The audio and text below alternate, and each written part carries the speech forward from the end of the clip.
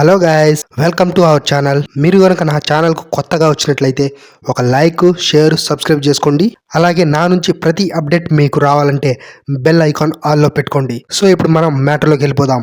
Debut movie ఉప్పెన సినిమాతోటి Buchibabu over night sensational అయిపోయిన సంగతి మనందరికీ తెలిసిందే. తన ఫస్ట్ మూవీ తర్వాత సెకండ్ మూవీ తీయడానికి దాదాపు 4 సంవత్సరాలకు పైగా టైం అనేది తీసుకున్నాడు.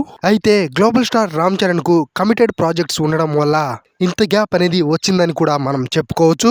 అయితే ఈ టైం గ్యాప్ లోనే గ్లోబల్ స్టార్ రామ్ చరణ్ తో తీయబోయే స్క్రిప్ట్ ఏదైతే ఉందో దానికి తుది మెరుగులు దిద్ది అద్భుతంగా కంప్లీట్ చేయడం అయితే జరిగిందనేసి ఒక ఇంటర్వ్యూలో బుచ్చిబాబు చెప్పడం అయితే జరిగింది.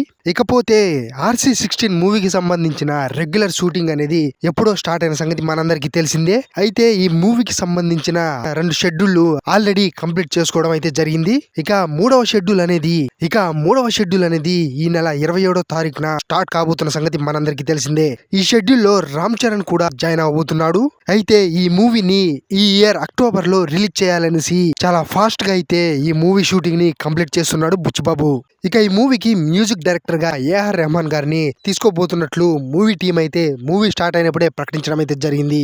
RC16 మూవీకి సంబంధించిన 3 పాటలకు సంబంధించిన ట్యూన్స్ అనేది ఫైనల్ అయిపోయాయని కూడా కొన్ని వార్తలు అయితే బయటకు వచ్చాయి. ఇలాంటి టైంలో ఇప్పుడు లేటెస్ట్ గా సెన్సేషనల్ న్యూస్ అయితే ఒకటి బయటకు వచ్చింది. RC16 ప్రాజెక్ట్ నుంచి AR రెహమాన్ గారు ఎగ్జిట్ అయిపోయినట్లు తెలుస్తుంది. దీనికి సంబంధించిన కారణాలు ఏవైనా బయటకైతే రాలేదు. కానీ ఇంత పెద్ద ప్రెస్టీజియస్ ప్రాజెక్ట్ అయిన RC16 మూవీ నుంచి రెహమాన్ గారు బయటికి వెళ్ళిపోవడం అంటే ఇది షాకింగ్ న్యూస్ అనే చెప్పాలి. ఎందుకంటే డైరెక్టర్ బుచ్చిబాబు ఏరి కోరి మరి RC16 మూవీకి మ్యూజిక్ డైరెక్టర్ గా AR రెహమాన్ గారే ఉండాలనేసి పట్టుపట్టి మరి మ్యూజిక్ డైరెక్టర్ గా తీసుకోవడం అయితే జరిగింది. ఇక రెహమాన్ గారి ప్లేస్ లో మూవీకి మ్యూజిక్ డైరెక్టర్ గా దేవిశ్రీ ప్రసాద్ ని మూవీ టీం తీసుకున్నట్లయితే వార్తలు వస్తున్నాయి. మరి ఈ న్యూస్ లో ఎంతవరకు నిజం ఉందో లేదో తెలియదు. కానీ సోషల్ మీడియాలో మాత్రం ఈ వార్త విపరీతంగా వైరల్ అవుతుంది. మరి ఈ న్యూస్ అనేది ఓన్లీ రూమర్ మాత్రమేనా లేక నిజమా అనేది మూవీ టీం కన్ఫర్మ్ చేసేదాకా వెయిట్ చేయాల్సిందే.